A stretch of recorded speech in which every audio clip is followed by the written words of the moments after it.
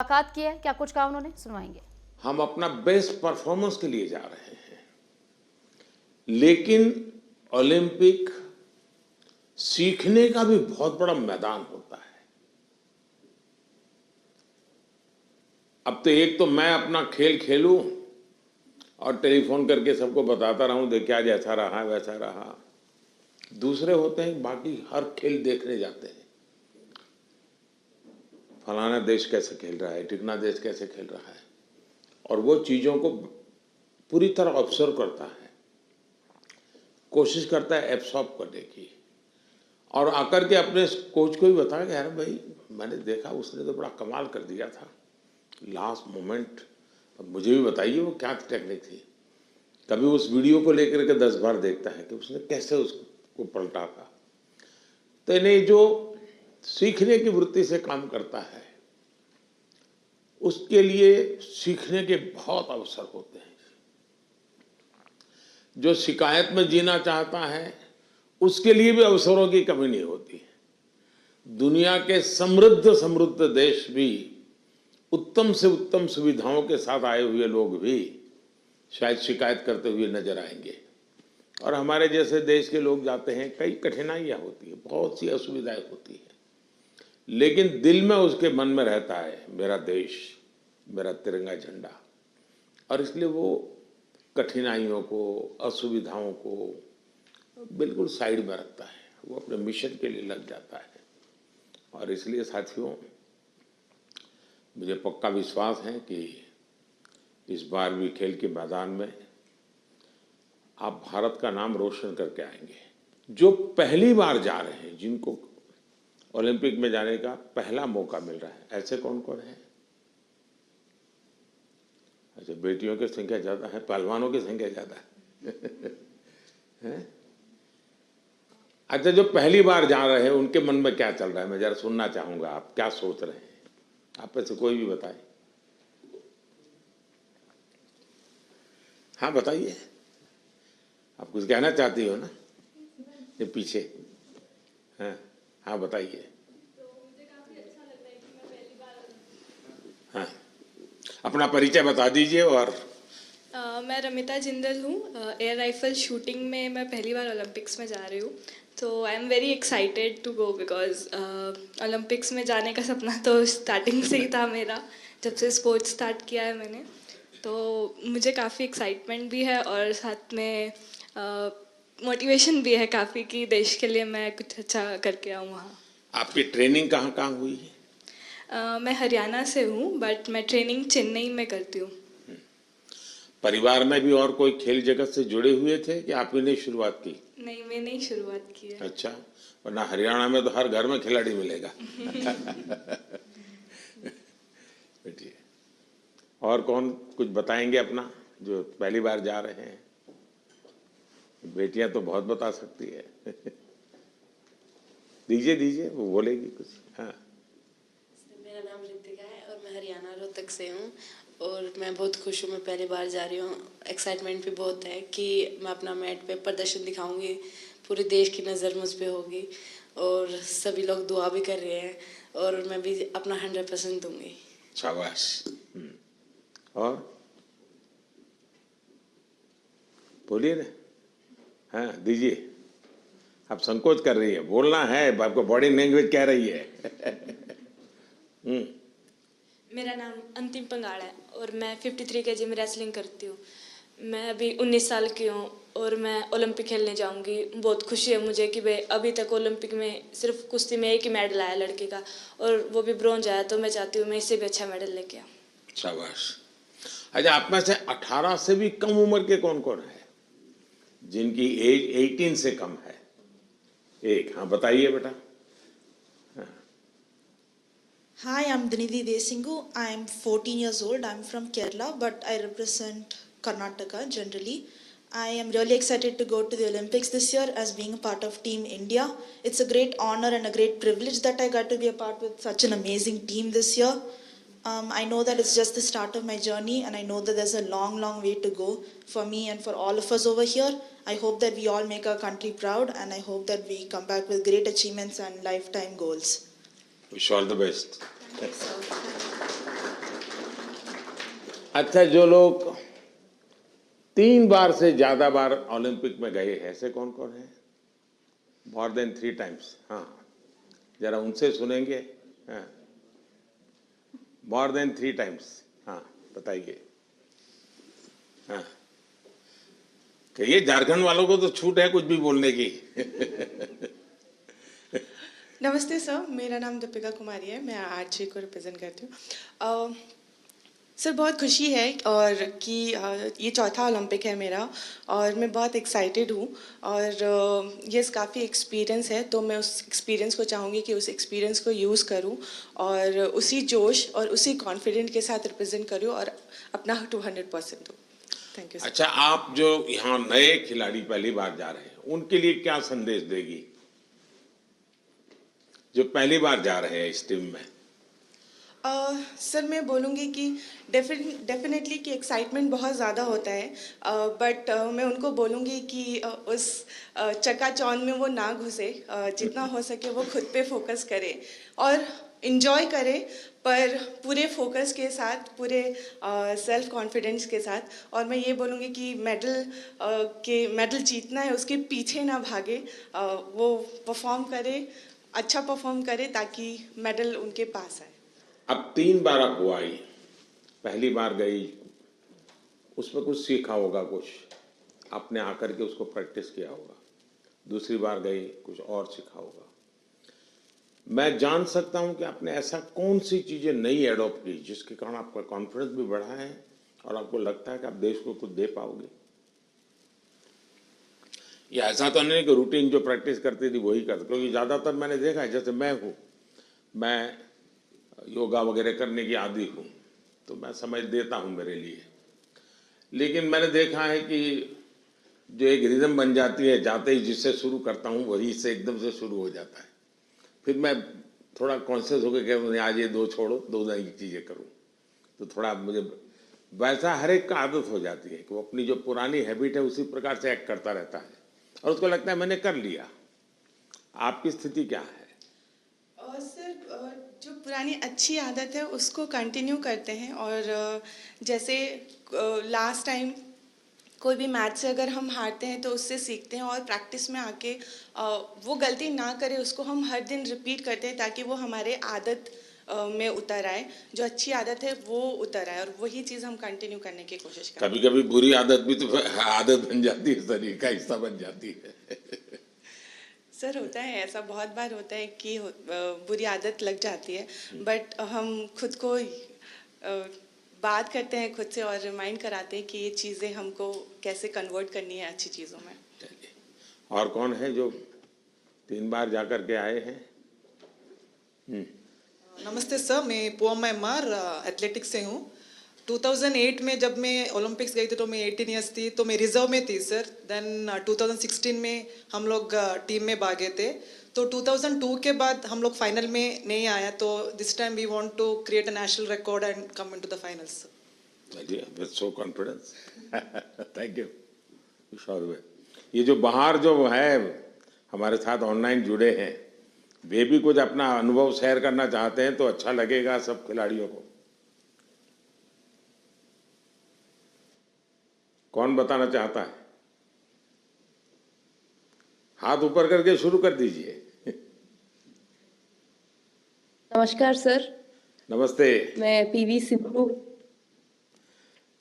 Sir, मेरा अभी 3rd Olympics में जा रही हूँ सर। तो फर्स्ट ओलंपिक्स में 2016 में सिल्वर लेके आई थी और 2020 टोक्यो में ब्रॉन्ज लेके आई थी। तो इस बार I hope I change the colour sir and I hope I come back with a medal.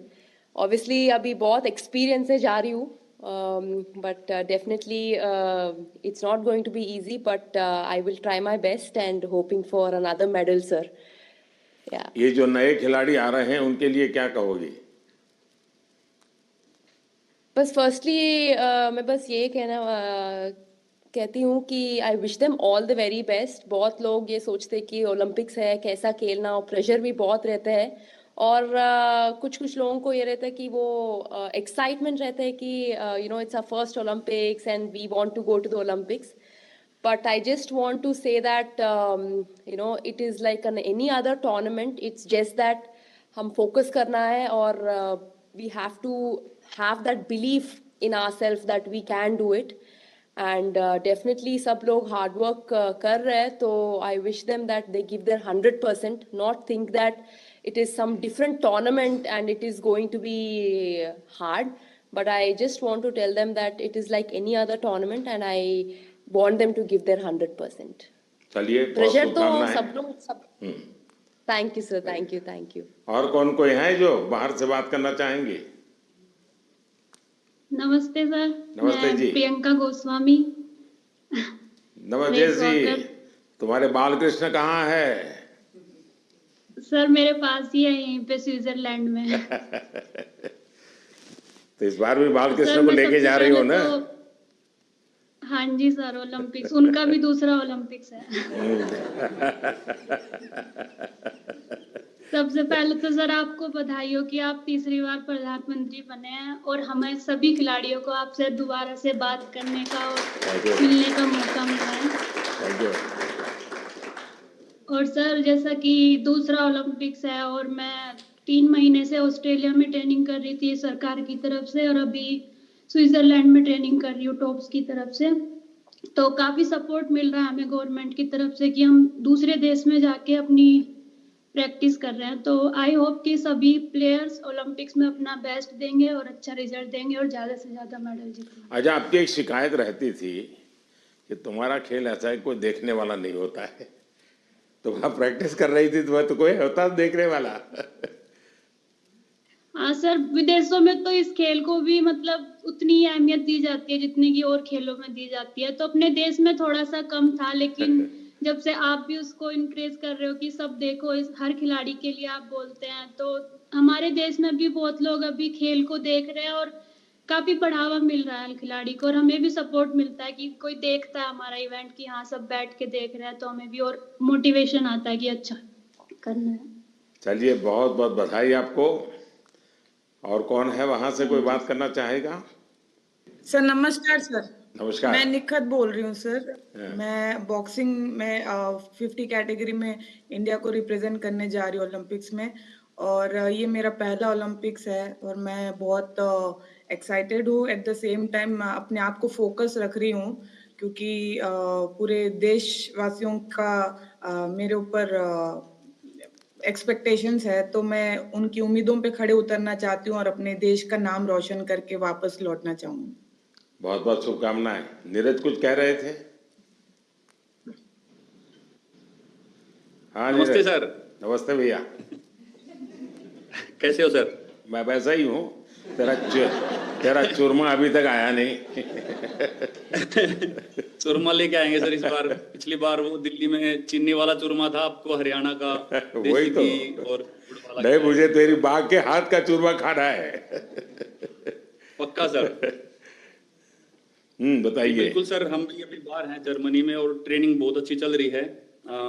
इस बार मैं काफी कम कंपटीशन खेल रहा हूँ क्योंकि बीच बीच में मुझे एक इंजरी हो रही है, पर अभी काफी बेटर है। अभी कुछ दिन पहले मैं फिनलैंड में कंपटीशन खेला था और वो काफी अच्छा रहा और 1 महीना है हमारे पास ओलंपिक्स के लिए और ट्रेनिंग बहुत बढ़िया चल रही है। कोशिश कर रहे हैं कि अपने आप को पूरा फिट करके जाएं पेरिस में और 100% दें सर अपनी कंट्री के लिए, क्योंकि 4 साल में आता है।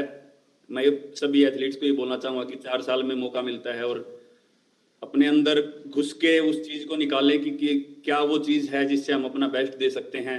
क्योंकि मेरा टोक्यो मेरा पहला ओलंपिक्स था और पहले ओलंपिक्स में ही बहुत ही अच्छा रिजल्ट रहा, गोल्ड जीता देश के लिए।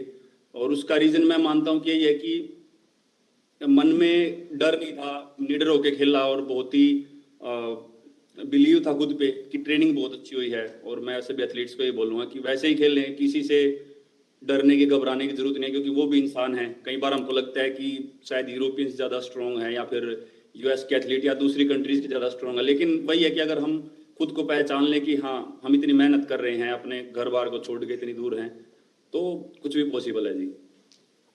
चलिए, बहुत बढ़िया टिप दिए हैं सबको। मैं आपका धन्यवाद करता हूँ और आपको शुभकामनाएं देता हूँ। आपका स्वास्थ्य अच्छा रहे, 1 महीने में कोई नई इंजरी ना हो भाई। बिल्कुल सर, वही कोशिश कर रहे हैं। देखिए साथियों, आपने देखा होगा कि 2-3 बातें बहुत अच्छी निकली, क्योंकि आप जो अनुभवी लोग हैं उनसे जो जानने को मिलता है उसकी एक अहमियत होती है। जैसे आपको बताया गया कि वहाँ के तामझाम में डूब मत जाना, खो मत जाना, ये बहुत सही है जी। अदरवाइज हमारे लिए वो उसी का प्रभाव इतना होता है कि हम शायद अपनी चीज को फोकस नहीं कर पाते हैं। दूसरा, परमात्मा ने हमें एक कद दिया है, बाकी खिलाड़ी हमसे बड़े कद वाले होते हैं, लेकिन हम पक्का मान के चले यहाँ कद का खेल नहीं है जी, यहाँ कौशल्य का खेल है, आपकी टैलेंट का खेल है।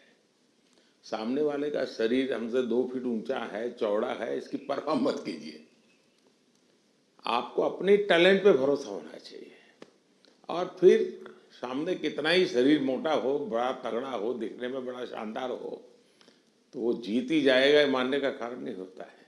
तो हमने कोशिश, अपने पास जो कौशल्य है, अपने पास जो टैलेंट है, उस पर ही हमारा फोकस होना चाहिए, और वही हमें परिणाम देता है। आपने देखा होगा कि बहुत सारे लोग, बहुत कुछ आता है उनको, लेकिन एग्जामिनेशन के समय गड़बड़ हो जाती है। उनको लगता है यार याद नहीं आता है, फिर सोचता है, कुछ कोरिलेट करता है, और उसका मूल कारण उसका एग्जाम पर ध्यान कम होता है। उसका मूल कारण होता है कि अगर मैं अच्छा नहीं करूंगा तो घर वाले क्या कहेंगे, अगर मैं मार्क्स कम लाए तो क्या, उसी प्रेशर में रहता है। आप चिंता छोड़ दीजिए दोस्तों, आप खेलिए अच्छा बस। अरे मेडल आते भी हैं, नहीं भी आते, क्या है, ये प्रेशर कभी मत रखिए। हाँ, अपना 100% बेस्ट देना है, ये मिजाज अपना होना चाहिए, और उसमें कोई कमी नहीं होनी चाहिए। दूसरा, आप लोग जानते होंगे, आपको शायद ये आपके कोचेज हैं वो सब, या आपकी जो साइकोलॉजिकल जो ट्रीट करते हैं वो भी आपको समझाते होंगे, खेल जगत में प्रैक्टिस का जितना महत्व है, कंसिस्टेंसी का जितना महत्व है, उतना ही महत्व नींद का है। और कभी कभी तो कल सुबह मैच होने वाला, आज रात को नींद ही नहीं आ रही है, और शायद कोई और चीज हमें जितना नुकसान नहीं करती है, उससे ज्यादा नींद का अभाव नुकसान करती है। और आपको आश्चर्य होगा कि एक ऐसा प्रधानमंत्री है जो हमको सोने के लिए कह रहा है लेकिन मैं आपसे आग्रह से कहूंगा, अच्छी नींद बहुत जरूरी है खेल जगत के लिए, किसी भी जीवन के हर चीज के लिए। और आजकल तो मेडिकल साइंस भी नींद पर बहुत बल दे रहा है कि आपकी नींद कितने समय की है, कितनी साउंड स्लीप है, इसका बड़ा महत्व माना जाता है। और नया मेडिकल साइंस में इन चीज़ों को बड़ा स्वीकार किया जा रहा है, और इसलिए कितना ही एक्साइटमेंट क्यों ना हो जी, आप नींद पक्की करके, वैसे आप लोग मेहनत इतनी करते हैं कि आपको नींद आना बहुत स्वाभाविक होता है, क्योंकि आप गहरी नींद में चले जाए तो इतनी मेहनत करते हैं शरीर से। लेकिन शरीर की मेहनत वाली नींद एक बात है, और सभी चिंताओं से मुक्त सोना ये अलग चीज है। और इसलिए मैं आपसे आग्रह करूंगा कि आप नींद के संबंध में जरा भी कॉम्प्रोमाइज, और थोड़े दिन पहले इसीलिए भेजते हैं कि थोड़ा आप वहाँ पर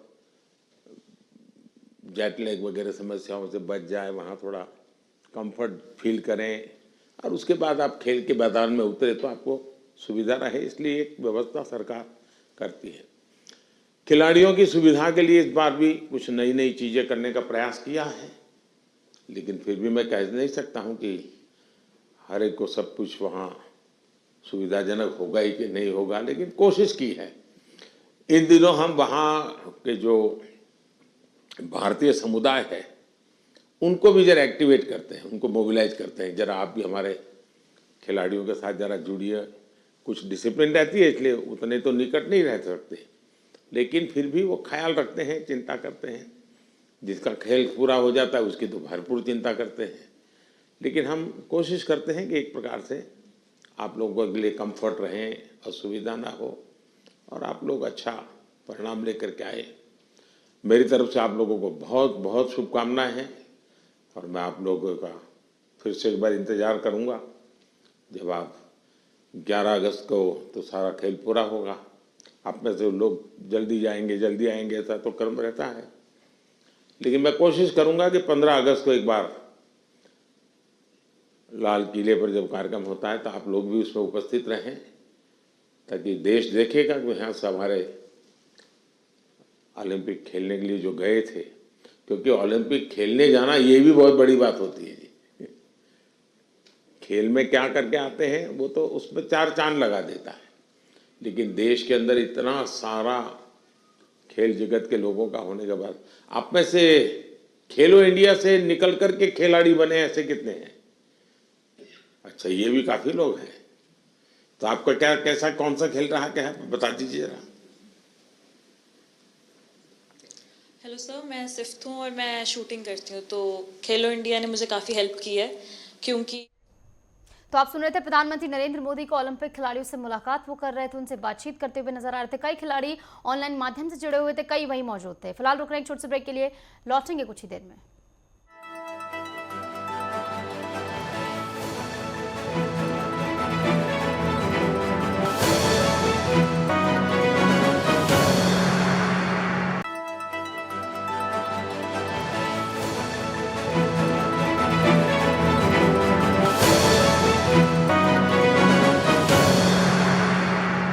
मेरे लिए तो खेलो इंडिया ने और टॉप्स ने।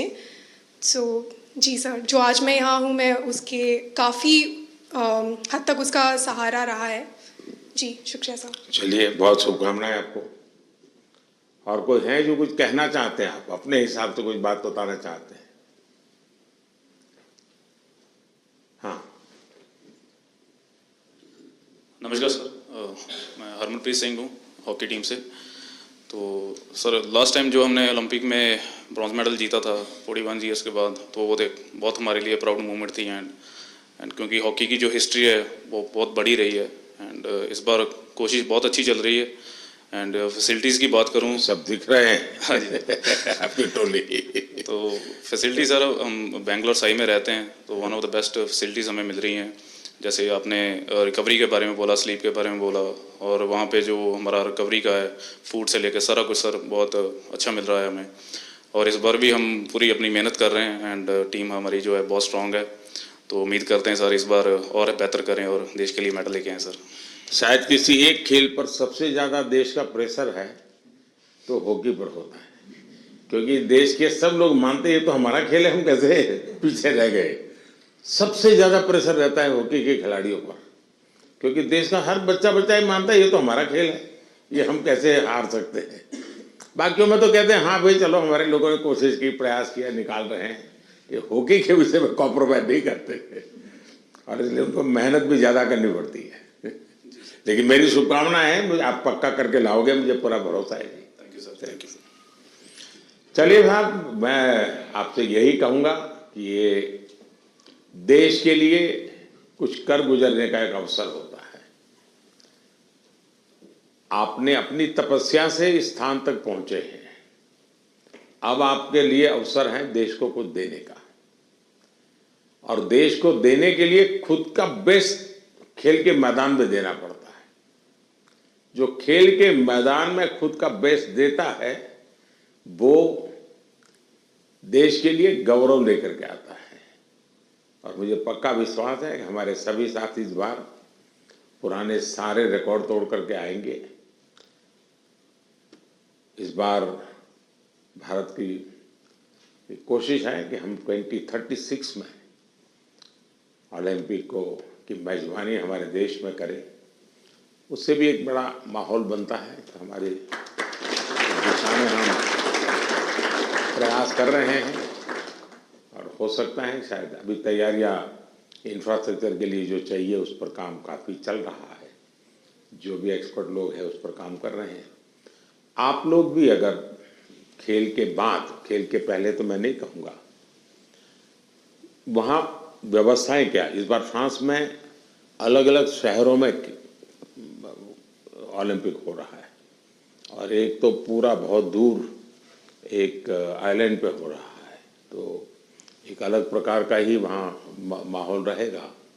लेकिन फिर भी वहाँ की व्यवस्थाओं में अगर आपकी रुचि हो, उसको ऑब्जर्व करें, उसको अगर नोट करें, क्योंकि खिलाड़ियों से जो इनपुट मिलता है, तो जब हम 2036 की तैयारी करेंगे वो इनपुट बहुत काम आएगा कि भाई वहाँ ये था, वहाँ वो था, वहाँ इस चीज़ की कमी थी, वहाँ उस चीज़ की कमी थी। तो ऐसी चीज़ें भी अगर आप ऑब्जर्व करके आएंगे तो 2036 के लिए हमें जो करना है उसमें हमें बहुत सुविधा मिलेगी। तो मेरी तरफ से आप सबको बहुत बहुत शुभकामनाएं, धन्यवाद। चलिए बड़ी खबर आपको बता दें, ओलंपिक खिलाड़ियों से प्रधानमंत्री नरेंद्र मोदी ने मुलाकात की है। पीएम मोदी ने खिलाड़ियों को विजय मंत्र दिया है।